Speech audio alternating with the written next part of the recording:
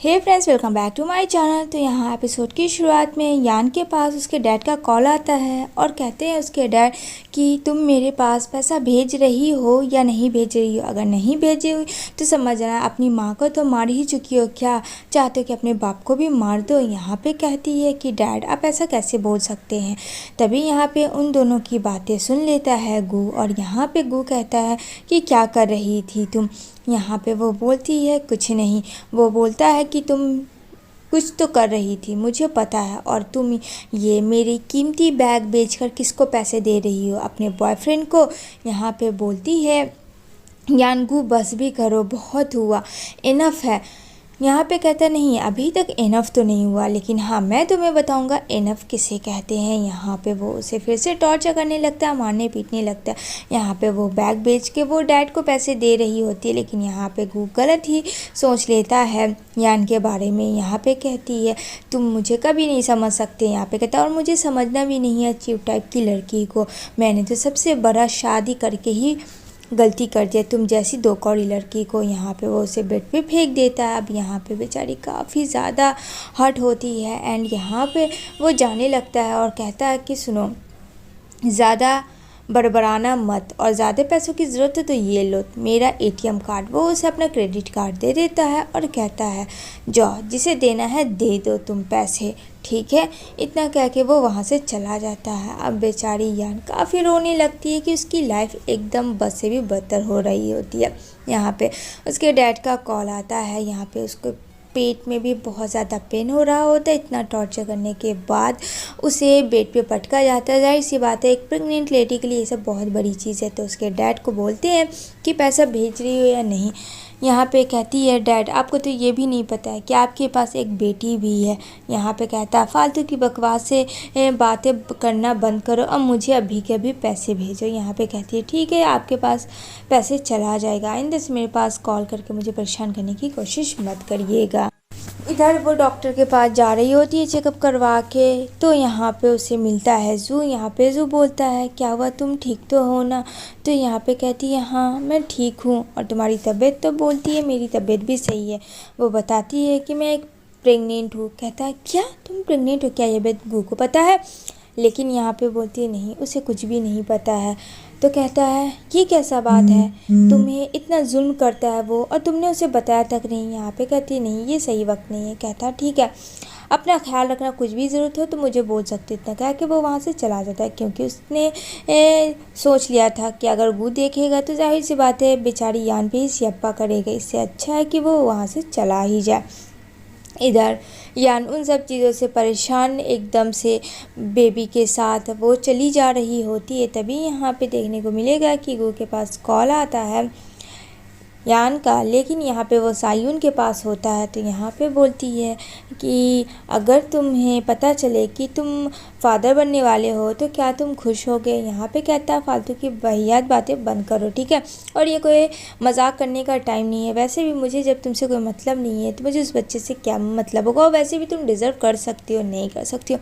ये सब जो है सायुन कान लगा के सुन रही होती है। यहाँ पे वो बोलती है मुझे लगता है कि मुझसे ज़्यादा तुम्हें यान को ज़रूरत है, तुम्हारी वाइफ को, तुम उसके पास जा सकते हो। लेकिन यहाँ पे उसने यान का फ़ोन कट कर दिया होता है और सायुन से बात करने लगता है। कहता है अरे नहीं ऐसा कुछ भी नहीं है, उसकी तो आदत ही है ऐसा करने के लिए, तुम इसके दिमाग में मत लो, तुम्हें अभी रेस्ट करने की ज़रूरत है। यहाँ पे कहती है हाँ। अब यहाँ पे सायुन तो का काम तो उसके अकॉर्डिंग ही हो रहा था। फ्रेंड यान उसके से वो दूर कर चुकी होती है, गो क्या वो अपने करीब ला चुकी होती है जैसा कि वो चाह रही होती है, और एक विलेन वाली स्माइल देती है। यहाँ पे गो समझ ही नहीं सकता है कि वाइफ बहुत अच्छी है, मैं तेरी वॉट लगाऊंगा। यहाँ पे वो उसे मारने के लिए दौड़ता है, लेकिन यहाँ पे बेचारी यान बोलती है रुक जाओ, ऐसा मत करो, जैसा तुम सोच रहे हो वैसा कुछ भी नहीं है। यहाँ पे कहता है अच्छा ऐसा कुछ भी नहीं है तो सच बात क्या है और मैं तुम्हारी बातों पे क्यों है। यहाँ पे कहती है दिस इज़ माई लॉयर, ये मेरा लॉयर है, ठीक है ना, और तुम कौन होते हो इसे मारने पीटने वाले, तुम्हारा कोई भी ये नहीं। उसमें डिवोर्स का एग्रीमेंट होता है और यहाँ पे वो डिवोर्स यान ले रही होती है गू से। यहाँ पे कहता है अच्छा जब दिल में आया तो मेरी लाइफ में आ जाओगी, जब दिल में आएगा तो मेरी लाइफ से चली जाओगी, तुम होती कौन है। यहाँ पे कहती है बहुत रह ली अब मैं, अब और मैं नहीं रह सकती हूँ तुम्हारे साथ।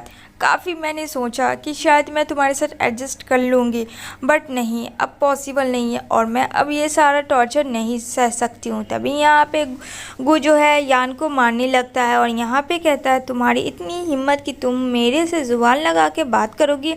यहाँ पे वो उसे फेंक देता है। यहाँ पे वो बोलती है चाहे कुछ भी हो जाए, मुझे तो तुमसे डिवोर्स चाहिए, मतलब डिवोर्स चाहिए। इसके आगे मेरे दिमाग में और कुछ भी नहीं। यहाँ पे कहता है अच्छा देखता हूँ तुम्हें मुझसे डिवोर्स कौन दिला सकता है, और वो मैं ही करूँगा जो मेरा दिल होगा। ये हमेशा अपने दिमाग में रखना। यहाँ पे वो कहती है अब तुम मुझे रोक नहीं सकते हो, मुझे तुमसे डिवोर्स चाहिए और डिवोर्स चाहिए इन एनी हाउ।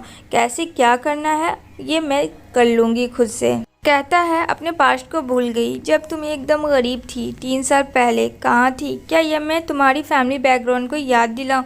मतलब इतना हद हो गया। ये बंदा क्या है फ्रेंड? क्या सच में वो जो यान के साथ कर रहा है वो सही है या रॉन्ग? मुझे कमेंट ज़रूर करना, क्योंकि मेरे हिसाब से देखा जाए तो ये कुछ ज़्यादा ही ज़्यादती कर रहा है अपनी ही वाइफ के लिए, किसी और की वजह से। जबकि अपनी वाइफ पे थोड़ा सा ट्रस्ट करना चाहिए। सबकी वाइफ ऐसी नहीं होती, इतनी अच्छी इनोसेंट वाइफ है तो भी वो उसे समझ नहीं पाया। यहाँ पे वो बोलती है कि वो प्रेग्नेंट है। यहाँ पे वो हंसता है और कहता है तुम्हारा गेम ख़त्म हुआ, और हाँ तुम्हें बहुत ज़्यादा अय्याशी सूझी है, चलो तुम मेरे साथ, मैं तुम्हें बताता हूँ कि क्या होता है अय्याशी। यहाँ पे वो उसे ज़बरदस्ती घसीटते हुए लेके जाता है और ऊपर छत वाले रूम में उसे बोलता है कि चलो अब तुम इसके अंदर रहोगी। वो उसे उस रूम के अंदर फेंक देता है। यहाँ पे बेचारी कहती है कि मैं प्रेग्नेंट हूँ, मेरी बात पे यकीन करो। लेकिन यहाँ पे गु बिल्कुल मानने को तैयार ही नहीं है कि वो उसके बच्चे की हमारे बातों पे यकीन हो गया। इतना कह के वो दरवाज़ा बंद कर देता है। ये बेचारी चीखती चिल्लाती रहती है, लेकिन फ्रेंड वो एक ना मानता है। यहाँ पे वो बोलती है प्लीज़ दरवाज़ा खोल दो। तो यहाँ पे बोलता है मेट को अगर तुमने इसको कुछ भी हेल्प की तो मेरे से बुरा कोई नहीं होगा। इधर जो है वो चला जाता है और यहाँ पे जो सायून है उसके साथ वो डिनर कर रहा होता है। बताओ, अपनी वाइफ को छोड़ के सायून के साथ। और सायून जो चाह रही होती है कि ये गू की जगह अपने दिल दिमाग में वो बसा ले और वो गू जो है सिर्फ सायून का हो जाए। उसके दिमाग में यही चल रहा था और वो ठीक उसी तरीके से उसको अपना धीरे धीरे बना रही होती है। तो यहाँ पे कहती है और बताओ और घर पे सब ठीक है? तभी सडनली इसके दिमाग में याद आता है यान का, अपनी वाइफ के इसके दिमाग में घूम रहा होता है। कहता है हाँ सब ठीक है। अच्छा ठीक है तुम लंच कर लो, मैं बाद में आता हूँ, मुझे सडनली कुछ काम याद आ गया। यहाँ पे कहती है अभी अभी तो तुम आए, अभी तो डिनर भी फिनिश नहीं किया।